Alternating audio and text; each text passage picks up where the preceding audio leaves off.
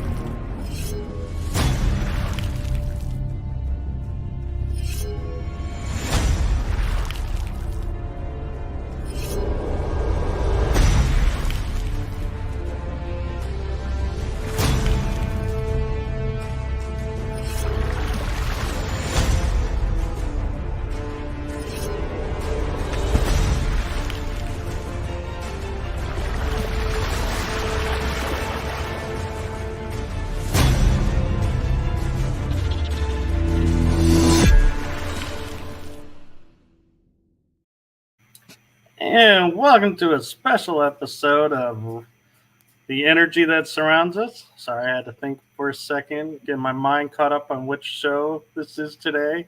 Because normally not on a show on a Friday night. But I am honored, blessed, and privileged to bring you not one guest, not two guests, but three guests tonight. And I know there's only two on the screen. One is going to be coming in as soon as she's ready. She's running a little bit behind, so we'll give her that. But tonight's guests have one thing in common, and that is they all are members of the Warren Legacy Foundation. Now, what makes them unique, though, is they are mediums and psychics, and they do their own things. So I am going to turn it over to Jen and let her introduce herself, and then we'll do the same for Tammy. Great. Thank you so much, Michael. I'm happy to be here. My name is Jen Rose, and I am a psychic medium. I'm a part of the Warren Legacy Foundation. And outside of that, I practice professionally as a medium. And I've been doing this work and developing for the last several years. So I'm very excited to be with you this evening. Well, thank you for coming on, and thank you for being a part of this panel discussion. Absolutely. And I'm Tammy Christine Radin, and I have my own Tammy Christine Medium is what I go by on Facebook. I'm also on Instagram, TikTok, all the other channels, but I primarily focus on Facebook. And by day, I'm a court reporter. I'm not sure if you know what that is. It's the people that work in court. They have the little machine. They type 350 words a minute. That is what I do for my day job. So it's kind of like night and day what I do with mediumship. But that I'm also with the Warren Legacy Foundation as an administrator, and I am the assistant regional manager for the Southern region. Very cool. And Tammy, I gotta ask, how do you do 350 minutes of work a minute? That just doesn't seem possible. It's difficult, but the hardest thing about my job is listening to dialect, accents, and being able to do that at those rapid speeds. So it's you have to decipher what they're saying while you're also going that quickly. So it's it takes time. It's a specialized thing you go to school for, and we have like a 3% pass rate actually. So it's very, limited on the amount of people. We actually have a shortage. So anybody out there that thinks they can type really fast, maybe you want to check into it.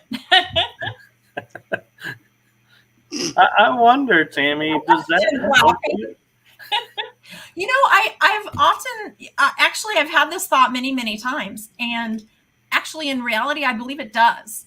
Part of my job is to disassociate with the emotion from what's happening in the room, because it could be a murder trial. It could be something that's very, hard to listen to. You're listening to facts about people's lives, and they have to go into the background. So I think as a result of such, you have to be emotionless. You can't laugh about something. You can't, sit there and get verbally upset and show emotion. So I think it tends to lend me into a place where I'm quieting my mind more than the normal person, because I have to.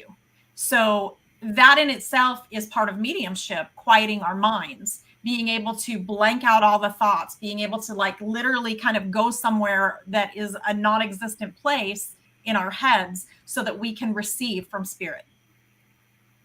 That's true. True. And so, Jen, what got you started in mediumship? Was it something you were born with, or did you learn over time? It is something that I have had since I can remember. I had different experiences throughout childhood where I would see and hear things. And I didn't understand it. And I was very scared of it. And as I got older, I began to suppress it. And it stayed suppressed for a very long time. And then I went through a pretty turbulent period in my life several years ago.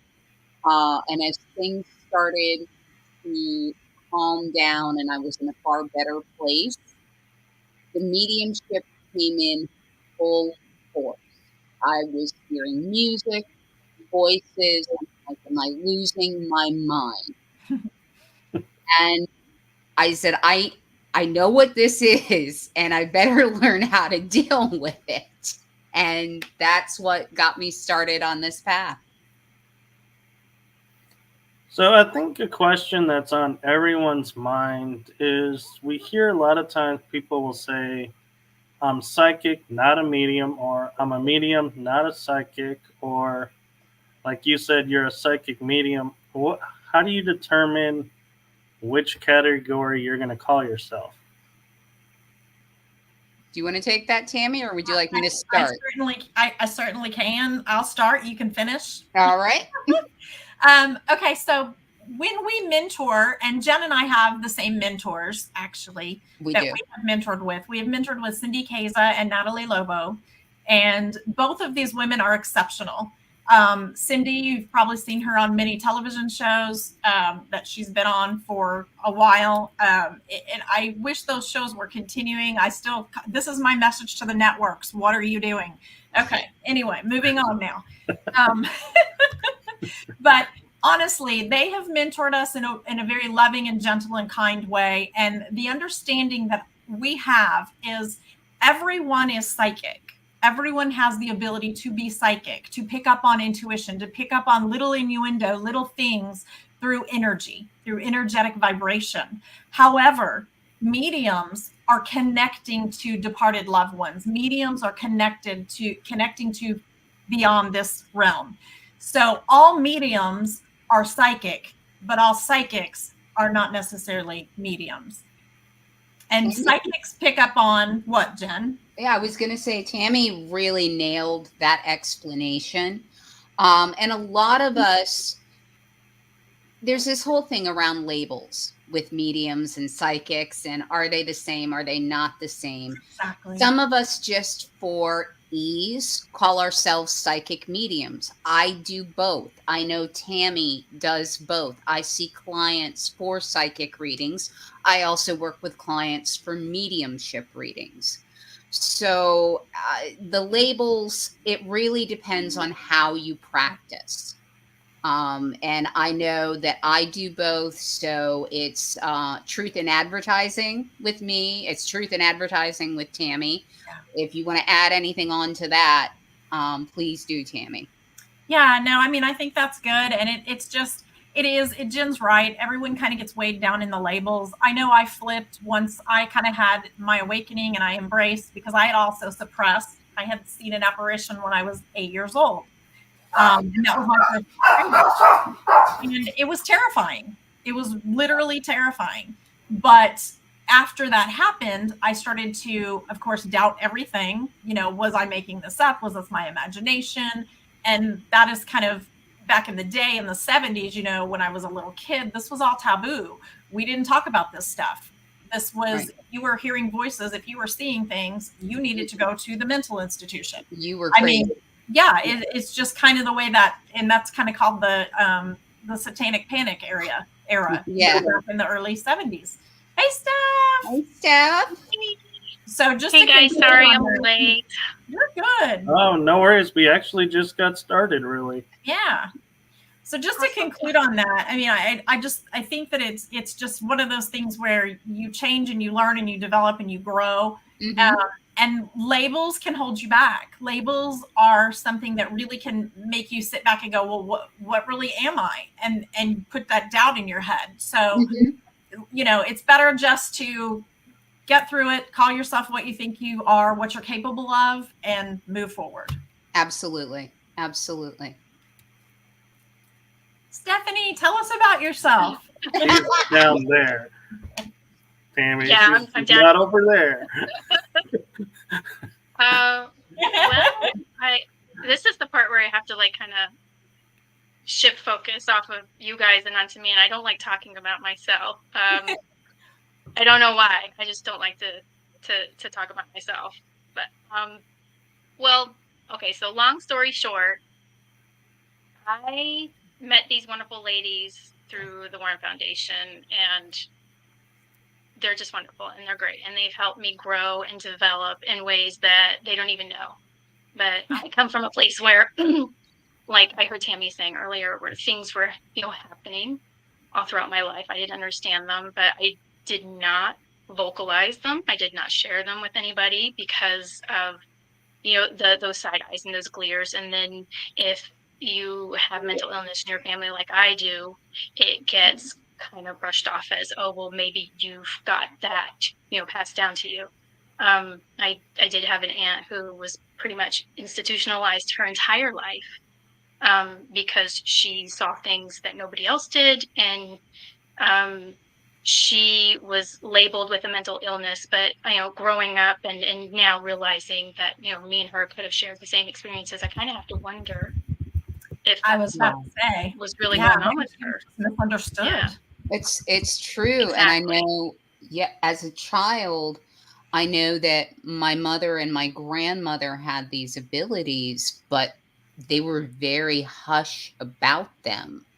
And as it became obvious that I was experiencing the same things, they clued me in to an extent, but not enough to be able to really understand and grow with it. So. Yeah. And that's the same. And even now.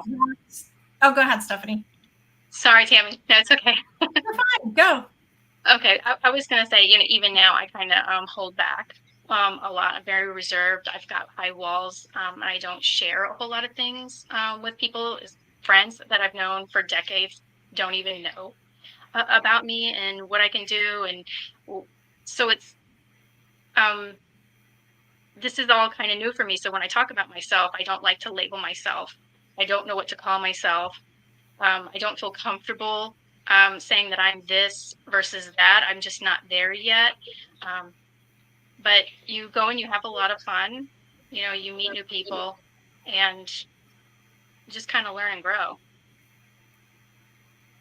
I have to agree. I don't share a lot of what I can do until I'm put in the moment, and then I'm like, well, this is what I'm getting, and they're like, you can do that? I'm like, yeah.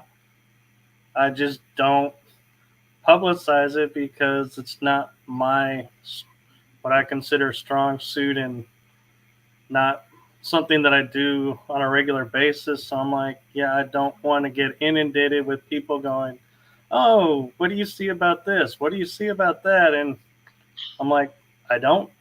I'm sorry. Not that good. Yeah. Yeah. And it's Or important. you get the side eye, and I'm sorry. You're fine. I was just going to say, it's also important to note on that, you know, we don't walk around like, at one point in my life, yes, I think I probably walked around crown chakra open, like wide open the whole time. When we're first learning, we all do that. Exactly. Not shutting down, not understanding that I need to know how to turn this off and just be me in the present moment and enjoy life and not have to be constantly receiving. But that's part of training, and that's part of learning. And most of us, we have to shut down. It's imperative for our protection and our health that we shut down. So we don't walk around going to the grocery store and to the gas station just fully open and, oh, what am I going to get today? You know, it's our time in that realm has to be a little bit more controlled, or it does overwhelm. It does cause issues. Absolutely. And that is one of the reasons why training and development, and I'm talking ongoing development, I still develop. I was with Cindy and Natalie last weekend in Philadelphia at a workshop for my development. But to learn to control those abilities, to understand them better, and how to protect yourself and how to protect others around you that you're working with. Right. And it's a never-ending process. There is always more to learn, and the abilities over time can change as well. And, you know, that's true. And the other one category, because everybody now has different labels, and I don't per se know if they're the same thing or similar, is now we have a world where we have people who say, I channel this. And I'm wondering, you know, your guys' perception of, you know, is that being a medium? Is that being psychic? Or is that a totally different skill? Channeling, from what I have been taught and what I have read, is a different skill set within mediumship. Correct. So a channel is opening themselves up for the spirit to communicate directly through them by entering their energy, their body, and communicating through the medium as their conduit. That is a channel. If someone is saying, oh, I'm channeling these messages, that's kind of not what they're doing. What they're doing really is mediumship. And I think that's why channeling gets so confused with what it actually is. So that's my understanding and belief of it and how I explain it to others. And I think to extend on that a little bit, like I have channeled accidentally early on when I was an investigator on my team, Afterlife Paranormal Investigations of Oklahoma. We were at a location and it was total happenstance. I did not intend to do it. It just happened.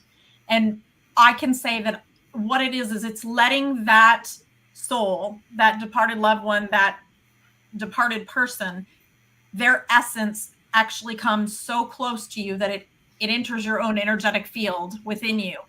And it can actually cause your voice to change tone. It can cause your words to change. It can cause emotion to be overrun with you as an individual, with your actual physical body. So it's allowing the information you're receiving to get into you, to come way, way deep within your soul. Yes. And it's actually being shown throughout your own body to the sitter. And it really is, it's an entirely different animal within the world of mediumship, because it's called trance mediumship is Correct. What it is. Because your physical and energetic body, you're still there, but you're letting that spirit who's communicating drive for you. And it takes a different energetic toll on the people who do it. And it is not something certainly that every medium does or even wants to do. I know mediums who do not want to do it. It's a skill I would love to learn, and I've taken some classes on it, and I've been able to get to certain points, but you have to have a complete trust to be able to let go of that total control, and I'm not there yet. And you also have to be I feel like you need to actually be well-rounded enough to know that the soul that is trying to come that close to you is a safe soul to do this. Right. That's very important, because you are, in a sense, allowing the soul, the spirit, to take over talking for you, to take over your actions and your mind for that moment while you're in that channel. So it's very important to know what you're dealing with, what is communicating with you, to even allow it to begin with. And that makes total sense. That's a really strong point there, Tammy. Yeah. Go ahead, Stephanie. I was just going to say that's a very strong point Tammy's making, because a lot of people will go out there and open themselves up to everything and not realizing that, I mean, there's a lot out there. There's good, the bad, the ugly. And if you go into a situation where you're saying, no, it's okay, enter me, enter my body, take over me, I give you permission, you're giving everything permission. And that's not something you want to do. You definitely want to have some guard up, some, I have trust issues, so I'm like shielded no matter where I go. Just in general life, I have trust issues, so I'm always on guard and protected. And that doesn't mean that every time you do that, something bad is going to happen, but you just don't know. You just don't know. And the one time that you do it and something bad happens, you don't know how to get rid of it. There's a lot of people that would not be experienced enough to recognize where their thoughts and their energy begin and where that other one starts too. It's just, it's very dangerous. Exactly. And it's something that really I would not go into unless you are already an experienced medium, and then you are training with someone who knows exactly what they are doing. And you also have people there that can watch you and look for those signs and look for symptoms of too much, and something seems off, something's not right, to bring you out of it if you're unable to yourself. Right. Never even try it when you're by yourself, ever. Yeah. And what's interesting is, like Tammy was commenting, the voice changes. And I was doing a channel session where I was channeling, and somebody came up to me afterwards and actually gave me a little comment to me that was like the ultimate validation that I truly did just do what I think I did. And she goes, "Your eyes changed." And I was like, okay, I can alter my voice if I wanted to. I'm sure, a lot of people can. So they may say, well, the voice may not be proof you're really channeling this person. But I was like, changing eyes, now that is something of a whole nother ball game. So that's I was true. like, there you go. Appearances can change on the medium who is doing this. So their appearance, their features can change, eye color can change to match the spirit who's communicating through them. So it's very fascinating. It's absolutely fascinating. Yeah, and then there are levels of transmediumship as well. Right. So within channeling and transmediumship, there are actually levels within that as well of how deep that channeling experience is. Yeah.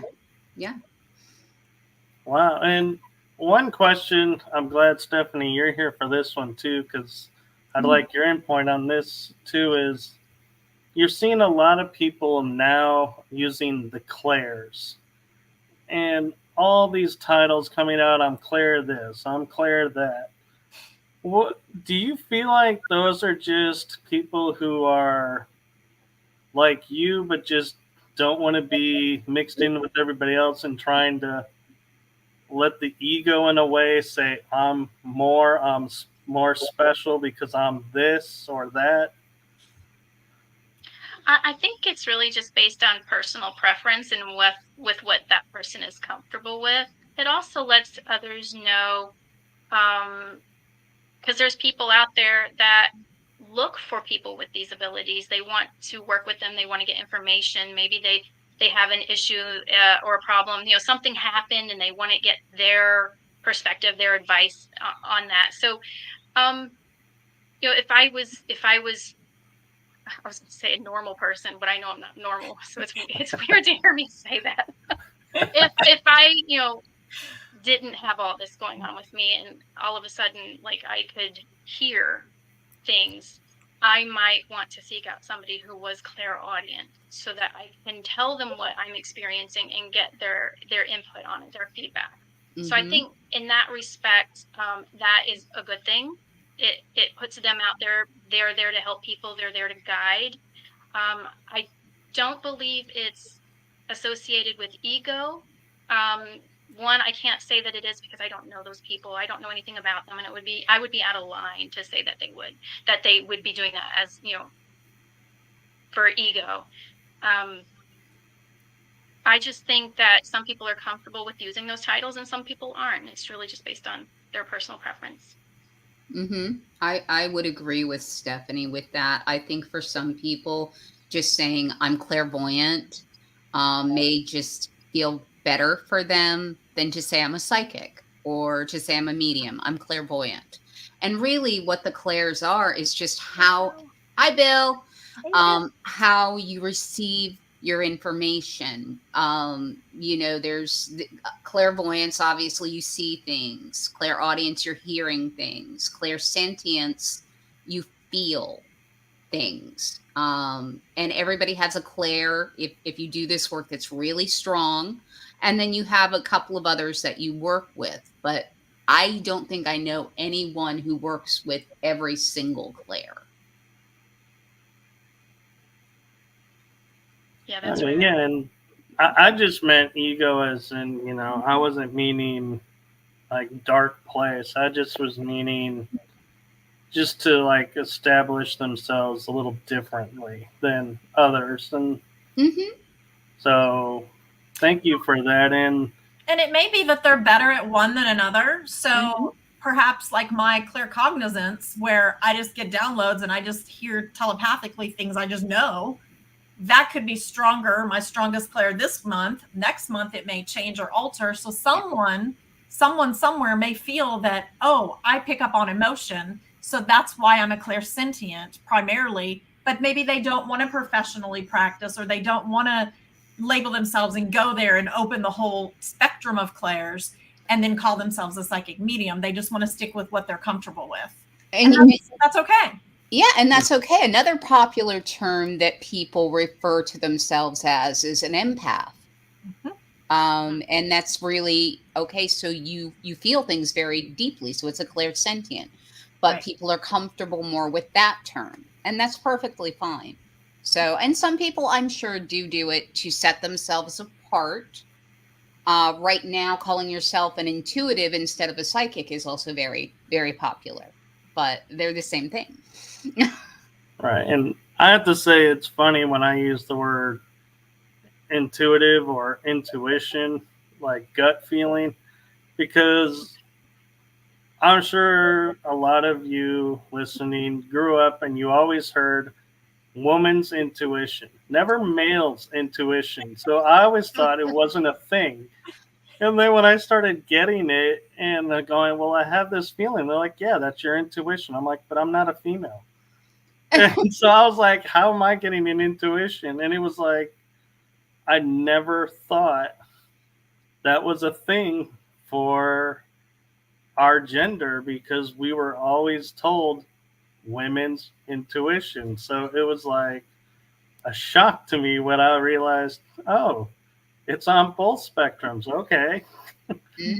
Yeah, men get it just as well as women. So I think that, the whole women's intuition thing is probably because women are more open about talking about it and accepting it than men are, which is probably where that phrase came from. That's me guessing, but I think that's probably what it is. But I know some very intuitive men. So. Yeah, I think women are just more open about their emotions and their feelings, and they vocalize them more than men would. But when you said that, Michael, I was thinking about my husband, and I'm like, yeah, I would never refer to him as intuitive or have an intuition, but he does get feelings. He calls me, I have a feeling that something's going to happen, or there's going to be something that pops up, but we always call it a feeling. I have a feeling. Yeah. Or the other one was, I was told being a guy, going, trust your gut. What does your gut say? Mm-hmm. So we were always directed to the gut. And it's like, if your gut says it's okay, you're good. And I never put together your gut is your intuition. I was thinking two separate things. Solar plexus. The solar plexus. That's that energy center there that connects you to that information you receive. Right. So that's why it's that gut feeling. So you heard it here, folks. We're equal on the intuition field. Maybe. I know when I do work with male clients and they'll tell me something and they'll ask, well, is this correct? One of the first questions I will ask, and I think I do it unconsciously, is what does your gut tell you? Where if I'm with a woman, I'll ask, what does your intuition say? It's true. Yeah. I'm the same way when I'm helping friends. I'll be like, if they're females, I'll be like, follow your heart, follow your intuition. Guys, I'm like, do what your gut tells you. Follow your gut. It's like, for some reason, there's this disconnect. Agreed. Yeah. That is strange. I wonder if it's because,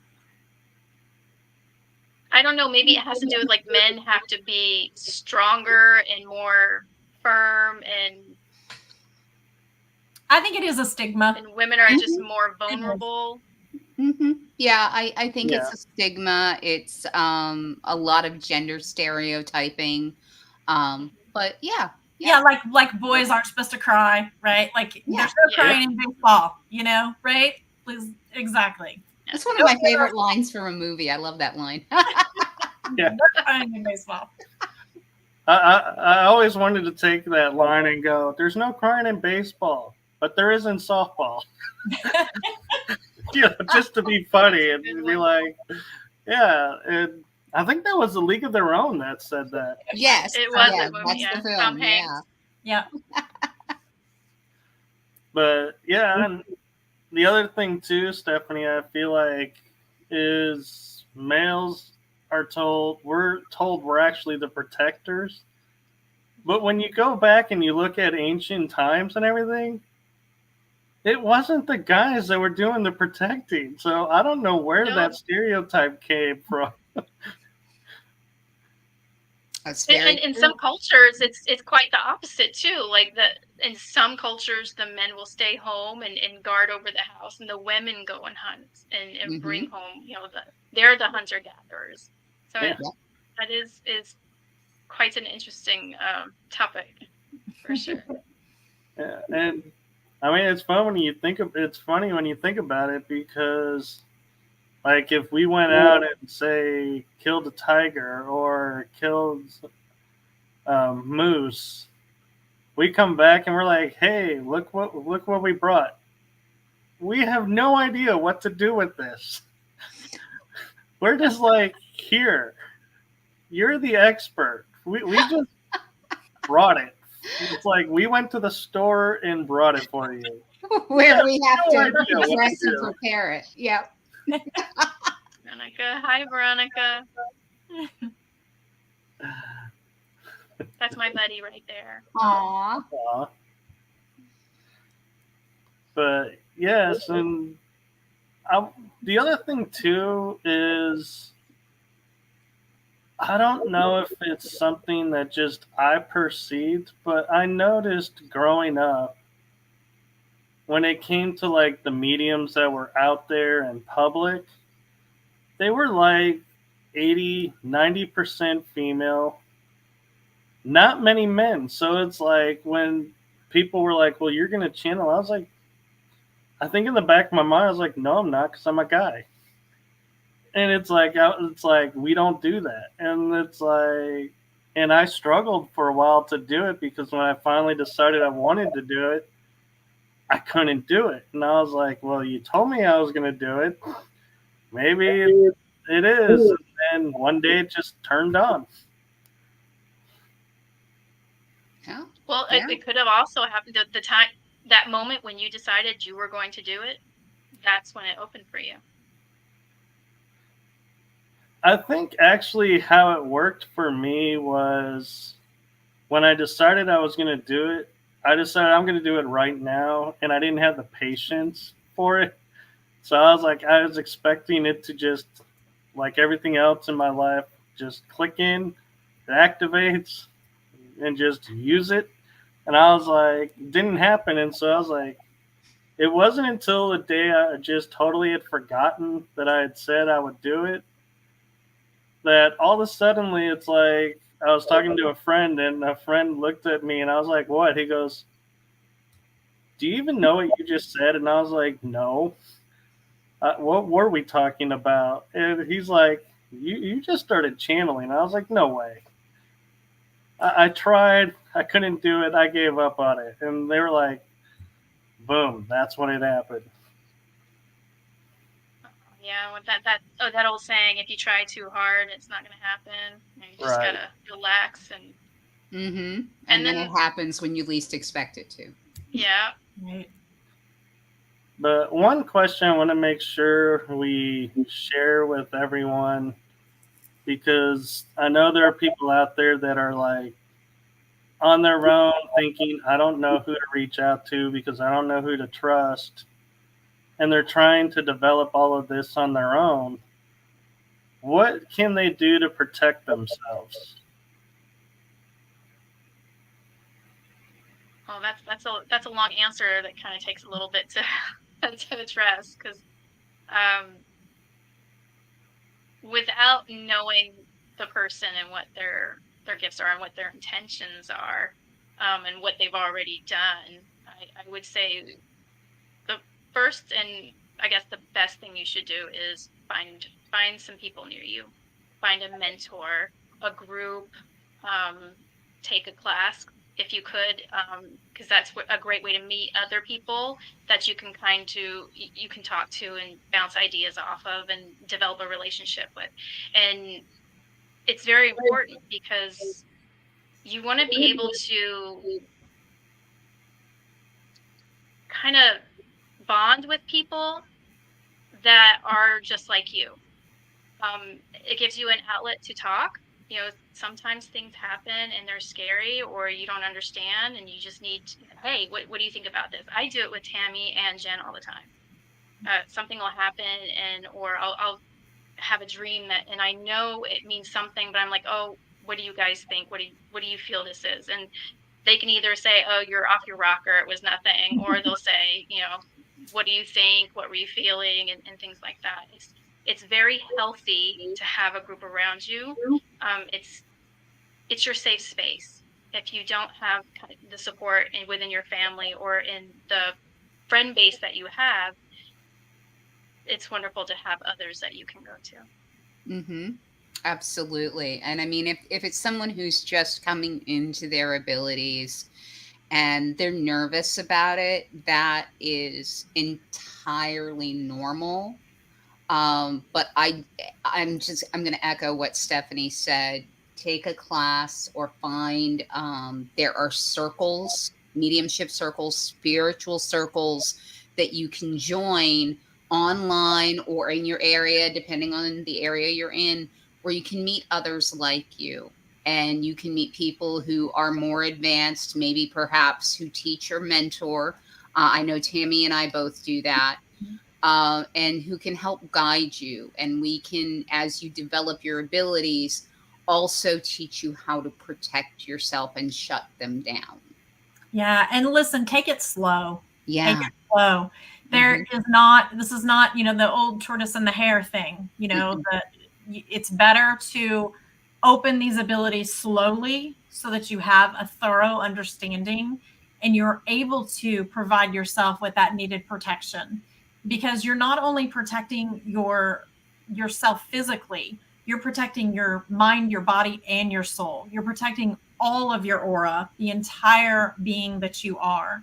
And that's very, very important, because if you just willy-nilly, hey, I'm going to go out there and I'm going to open my crown chakra and I'm going to start doing all these things and here I go, you could be setting yourself up for something that you aren't equipped to deal with, to handle. Right. And it could take you on a completely another course of action that you did not want to be at. Yeah. So it's important to go slow, have a mentor, join a mediumship circle, and know that along the way, there's going to be times that you feel like you're completely detached, that you can't even do what you're doing. And there's going to be times that you're amazed by yourself. But at the end of the day, drop all of that away and just go back to ground, go back to center. It's very important to ground. It's very important to center your energy. Every and each time that you open yourself up, you have to go back and do that again. Absolutely. Absolutely. And that is a process that I know for me happens multiple times a day, where I will ground my energy. And it's just because I have put myself out there, either working with a client or in a specific situation where I needed to open myself up so I could get additional information surrounding that situation. So definitely, these groups exist.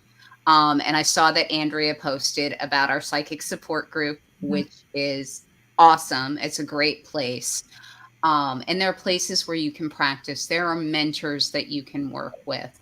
And I think we have all seen what can happen when someone dives in head first at 90 miles an hour.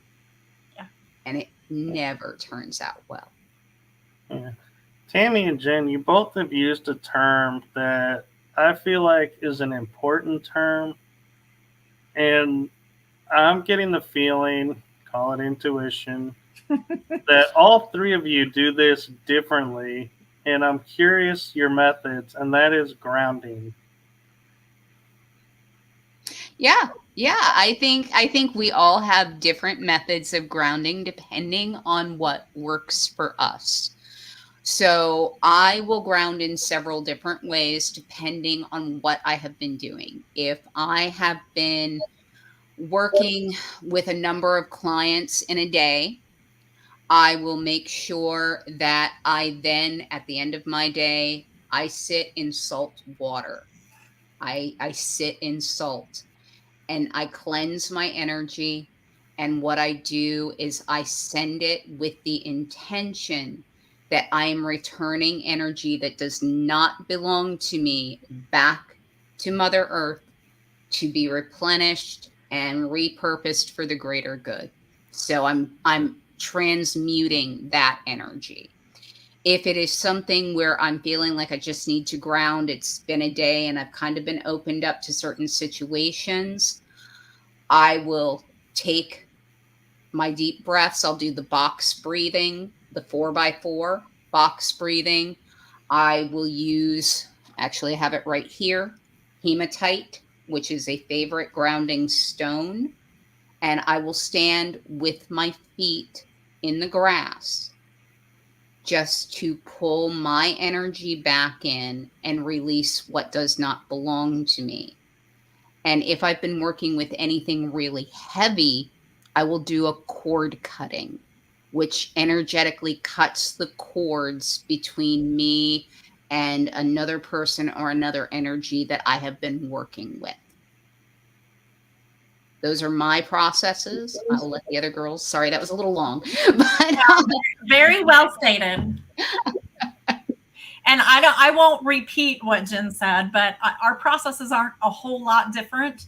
I do also the salt baths. And I have this thing, it's just me. I've done this forever, but when I do the salt in the water, it always goes in a cross. And that's how I lay the salt into the water. And I do say prayers as well. I do pray for protection. And I will typically add some lavender essential oil into the water, put on some soft meditation music, and I will ground after a long day of readings or connecting to energies. I too cord cut just like Jen. If the energy's too heavy, if it's yucky, if it's something that is lingering and I can feel that, even though I've already tried to ground and give the energy back to the higher source, I may have to cord cut as well. That does happen. It happens very often. Mm-hmm. And then my favorite thing, just for like if I've had a long day and it's just been, a day, I'm feeling unfocused, uncentered, I need to ground. My favorite is to go out barefoot under the light of the moon and just literally soak in the moon and be barefoot in the grass. I'm an earth element. I'm a Taurus, so I'm all about earth. Yeah, I was just going to say, my go-to is gardening. So I will get out there barefoot, no shoes, and just get in the yard and garden, get my hands in the dirt and just start tending to my plants or my flowers. I'll repot them and just get out there and just connect with the earth. And as I'm doing that, I'm just intentionally releasing everything. I also do salt showers and salt baths. That especially after something that's been very taxing. I don't have to do that too often, but I do those as well. But my favorite thing besides gardening is listening to shamanic drum beating. And I have my favorites that are on YouTube that I'll pull up and listen to. And it's just something about that music that just, it sends me to another place, and I'm able to release everything that way as well. And then I burn Palo Santo daily. Like I waft in that stuff. When I wake up, I'm like lighting it. When I go to bed, I light it and just make sure that, I've got some dragon's blood going sometimes, because even just the smells can help me kind of relax and release things that way as well. And of course, cord cutting. I do that too. And music is huge, because I'm glad you brought music up. Music is another one of my go-tos, just to clear my head, just to quiet the mind. Before every reading, I have certain songs that I like to hear and play and just feel the vibration, put my arms up, feel that vibration. And then once things are over, I also have a specific song that I play to my guides and my angels to thank them for showing up for me in life. Mm-hmm. And I think everybody has their different grounding rituals, and music is important to me. My preferences are Tibetan singing bowls, and also Native American flute are my two go-tos if I really need to center and calm myself and really go within and just kind of push everything away. So, and healing tones are wonderful. Also. Yeah. I love those. There's a new one that I'm trying to get a hold of it. The rain drum. Have you guys seen that? Yes. Yeah, I'm trying to get my hands on one, because when the raindrops hit it, it makes a tone, and it's just so soothing and calming. So I'm going to get one too and stick it in my garden.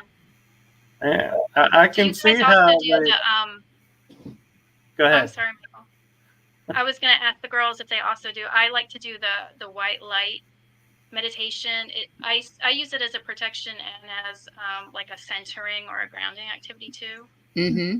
I do that with my cord cutting. Yeah, go ahead, Tammy. Oh, and I listen to 963 megahertz, which is God's tone.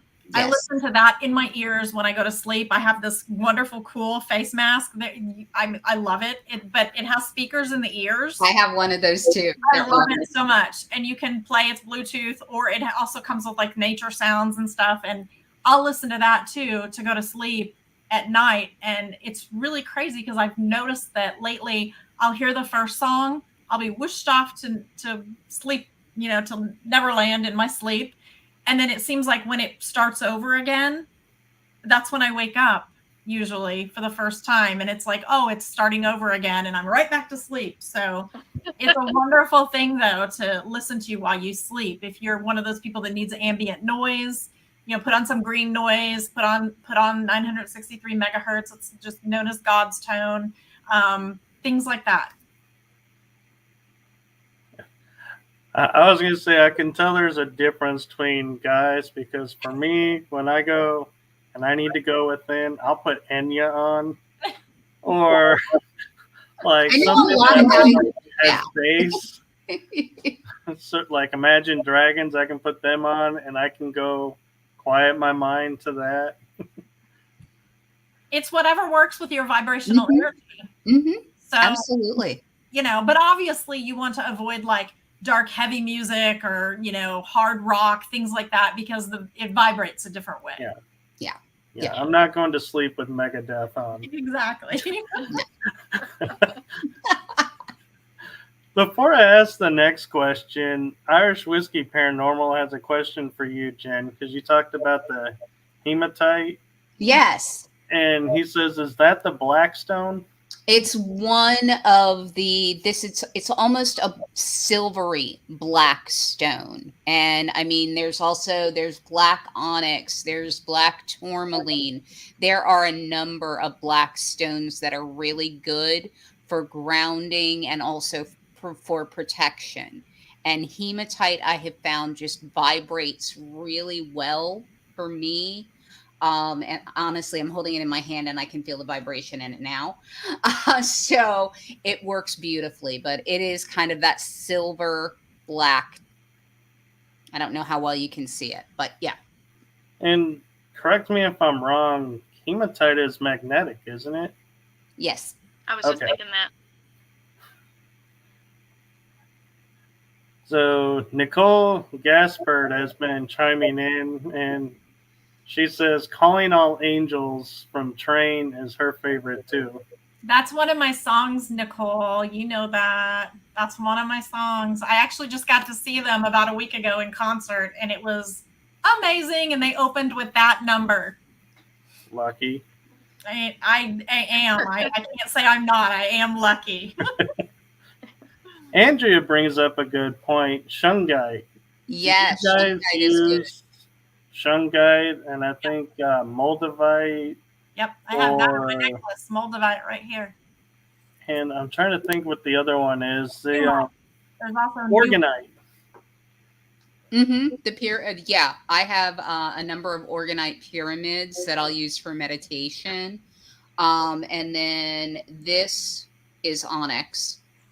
So that's my onyx stone. But yeah, there are a lot of really good stones out there for grounding. Tiger's Eye is another great one, Nicole. So I find it's whatever works for you vibrationally, where you feel the most connected to that stone. Yeah. Here's my Numite bracelet right here. Ooh, nice. Ooh, nice. That is pretty. And it's really Irish Whiskey brings up the Gregorian chants. Those yeah. I love Gregorian chants. Yeah. Yeah.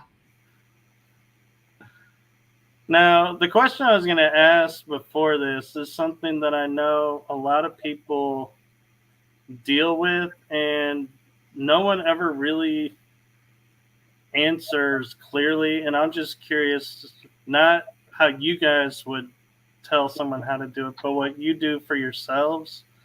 And that is shielding, so that you're not going out in public and picking up all the energy around where you're at. Well, for me, it's just intention and a thought. And it's just, that's it. I'm going to the grocery store. That's it. I'm not going to get nothing. I'm going to the store. I'm going to shop. I'm not going to be disturbed. That's the easiest way for me. I don't have to say anything. It's just a thought for me. I'm going to the store and I'm not going to be bothered. I'm going to bed and I'm not going to be bothered. I'm going to my friend's house and I'm not going to be bothered. And it works for me. And I typically, I tend to use, if I'm really feeling overwhelmed or distraught, or there's some reason for me to feel like that there's an energetic boundary around me that needs to be deflected. I will, in my mind's eye, put mirrors in front of me, like around me, so that the energy bounces off the mirrors back. Ooh, I like that. I've never heard that. Yeah, that's a really good technique. I have what I call my blue bubble. And it is blue because that is the color for the Archangel Michael, who is the angel of protection.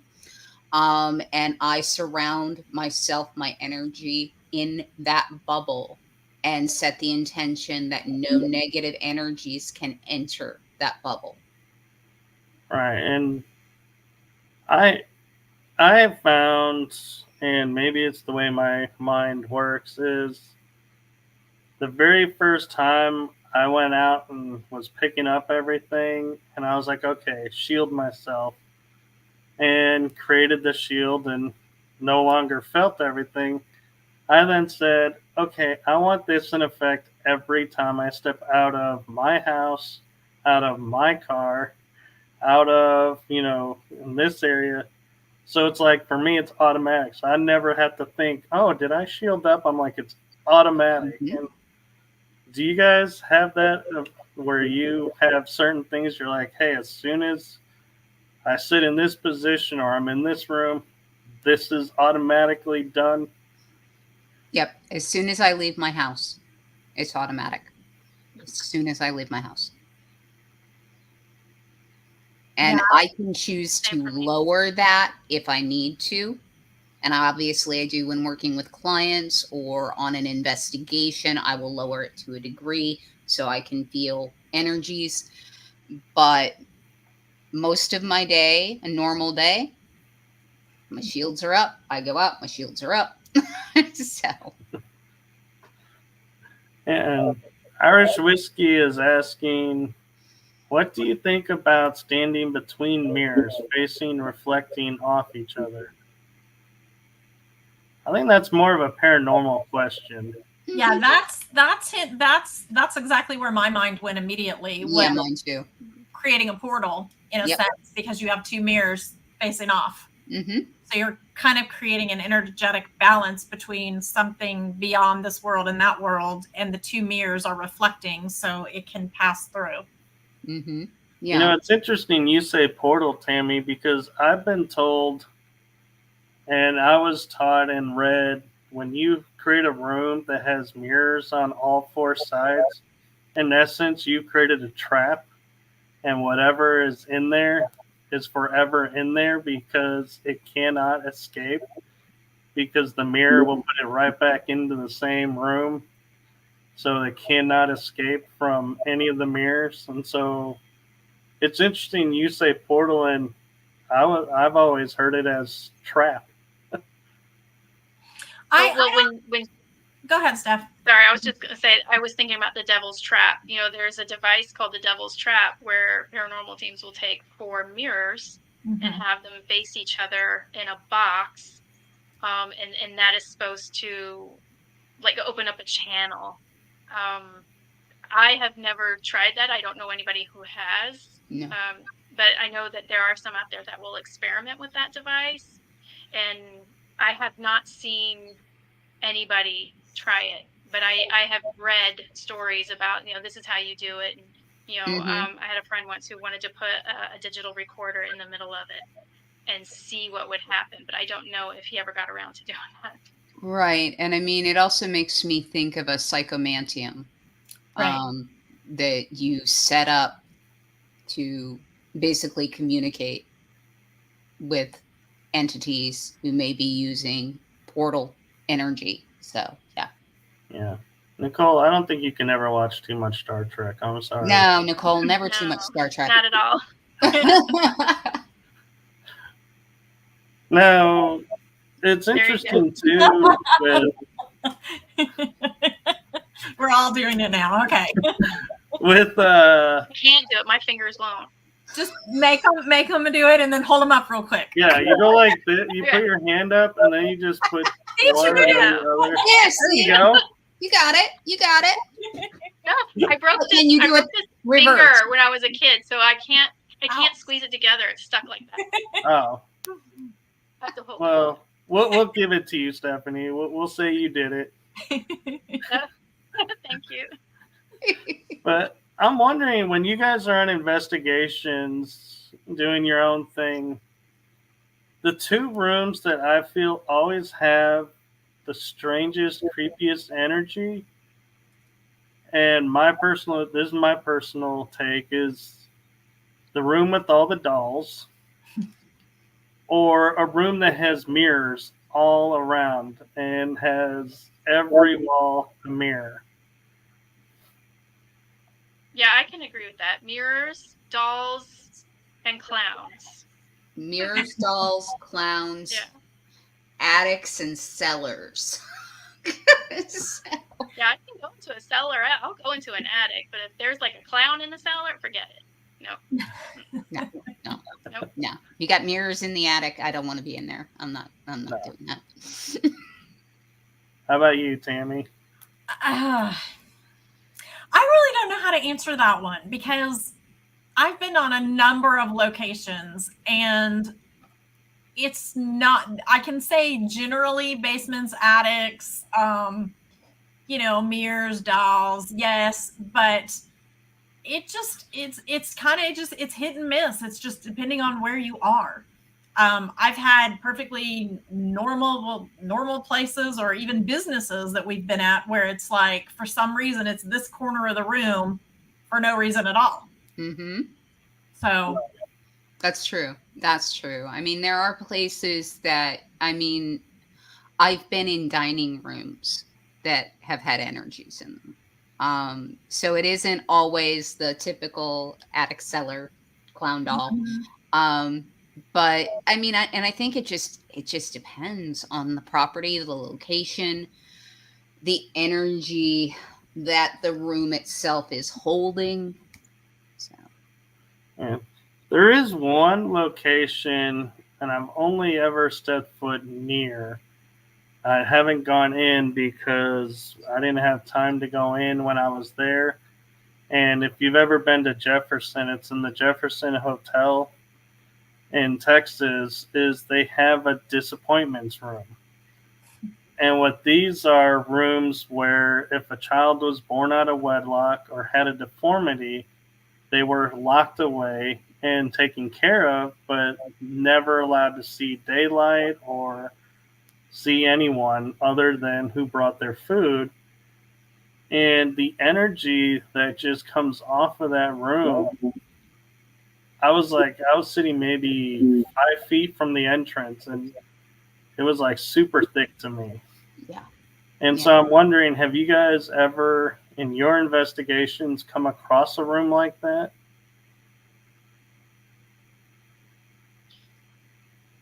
yeah, many times.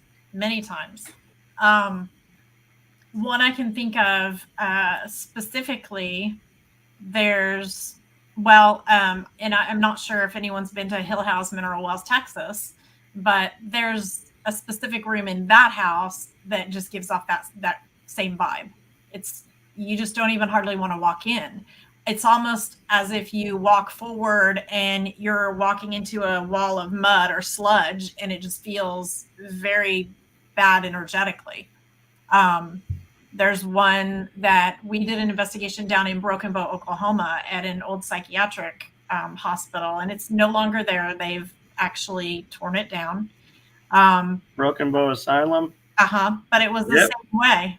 It was the same way that you get to a certain point and it's like, whoa, and it almost backs you up because you can feel the energy. It is. I've been to that one 5 times, and yeah. How about you, Stephanie?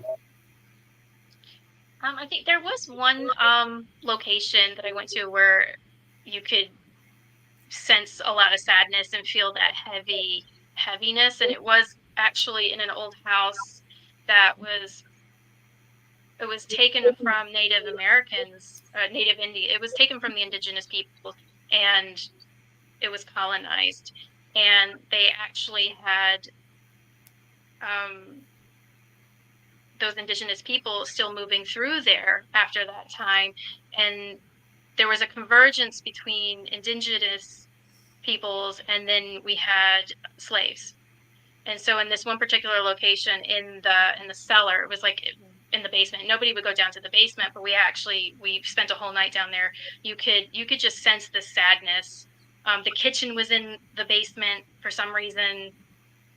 they just had the big, huge fireplace down there, and that's where the kitchen was. To, believe it or not, the kitchen was in the basement with the big fireplace, and it was 3 big, huge rooms, from what I can remember, a couple of smaller rooms. But to know the amount of people that were underneath the home in that time, with the fireplace going and the cooking, and that was heavy. And you can just imagine and sense the sadness of how those people lived at that time. And then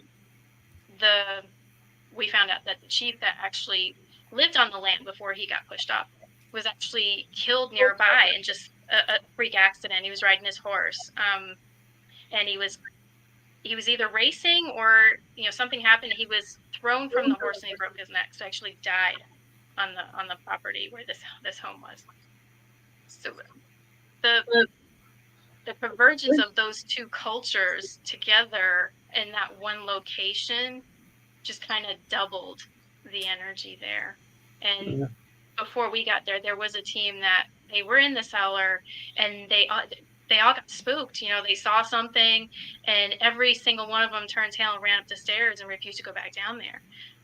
We didn't experience anything like that when we got there. Sadness is what we felt. We didn't have anything scary happen, and we didn't pick up anything that they did, unfortunately, because I would have welcomed to see what they saw, but it didn't happen. We just sadness, to be down there in the confined spaces with all those people was just not very good feeling. Yeah, and that's a good point about the energies, because a lot of the times when I'm on investigations, we will feel that the energies colliding. They're two different realms, maybe 2 different time periods, maybe 2 different races, 2 different religions, whatever it is, have occupied or inhibited that space, and the energies are just colliding. They're not getting along, and it's creating that negative activity, that negative feeling. So sometimes it's not always something terrible. It's just you have 2 converging energies that do not match energetically, and they're bouncing off each other, and they can't get along. Just as in life, if they were together in the same room, they wouldn't be getting along. Yeah. Stephanie, Nicole is asking if it's the Myrtles plantation. No, it is not. This place is in North Georgia, near Dalton. But I was thinking about, being in Texas in the summer. I could see why they would put the kitchen in the basement, because it's hot. So the cold of the basement would kind of keep the temperature from heating up the whole house. So maybe that's why they put it down there. I don't know. Most of the homes, the historical homes down here in Georgia, had outdoor kitchens. So the main house usually would just have living space, bedrooms, living rooms, salons, places for people to come and entertain and sit. But a lot of the times there were outdoor buildings where the kitchens were. Mostly because there's a lot of slave plantation, historical places that had slaves, and so the slave quarters would be outside, the kitchens would be outside, because the slaves would be in the kitchen cooking, and then they would be separate from the main house. That's the only place that I know that had the kitchen in the basement like that. But I'm not originally from the South. I'm from the North, and I've only been in Georgia since the 90s. So that may be a Southern thing. I'm not sure, but all the historical places we've been to have had either indoor kitchens or kitchens that were outside of the main home, the main location. That was the first one I've ever seen where it was in the basement like that, with a big, huge, the fireplace was huge. It must have been like as tall as me and as wide, 5 feet tall and 5 feet wide. I've never seen that before. Yeah, I don't want to picture what else they could be doing down there with the fireplace like that. Oh my, no, I don't want to put a dark image to this house. Yeah, nothing dark like that happened there. I'm pretty sure they made cornbread and stuff. I'm like, when you were saying that, I was starting to think, could it be like a Holmes Castle kind of house? And going, oh boy. Uh, No, and we're actually, I just realized we're 10 minutes over the hour. Are you guys okay to go a little bit more? Or do you need to get going to something else? Yeah, I have a 5-year-old that I let him stay up a little late tonight because it is Friday, but I need to get him onto bed. Okay, well, we can wrap it up here, and Cool. thank you all for sharing how you got your gifts and how you utilize them in investigations and in your personal careers if you have them in that aspect. So thank you for sharing that with us, and I hope you all had fun, and hopefully we can do this again. And Tammy and Jen will get this joke, but hopefully I came through clear through this show. And you did. No issue. No issue. so thank you Andrea. all, and thank you to the Warren Legacy Foundation for bringing you guys together. Andrea, you are awesome at bringing guests together to do these shows. And so hopefully we can have you on again. And Tammy had a request to do something, so I'm going to turn it over her. Oh, you want me to say? You want me to? Okay. Well, I thought that if we had enough audience members that wanted, what we could do at some point is to do kind of like live readings. So just kind of chime in and let Michael know through social media if that's something that you'd like, that you would want to get on here and get a personal live reading. And we can model those, like little 5 to 7 minutes, through chat, or Michael's going to work on different modalities of getting people involved so that we have an easier time to do such. Yeah, we'd be happy to do it. Oh, we already have one. So thank you so much. And wherever you are in the world, make it a blessed day, evening, afternoon, or if you're asleep, have sweet dreams. And fill each day with love and joy. And I think we all are in agreement of, if you feel like you have abilities or gifts, find someone to help develop them, and don't hide them away and shun them. We are hopefully out of that period in our growth, and so it is safe to come out now and to share those with everyone. Just use your resonance, intuition, gut feeling, whatever you call it, to find the right people to help you. So from all of us to you, have a great night. Thank you. Night. Night.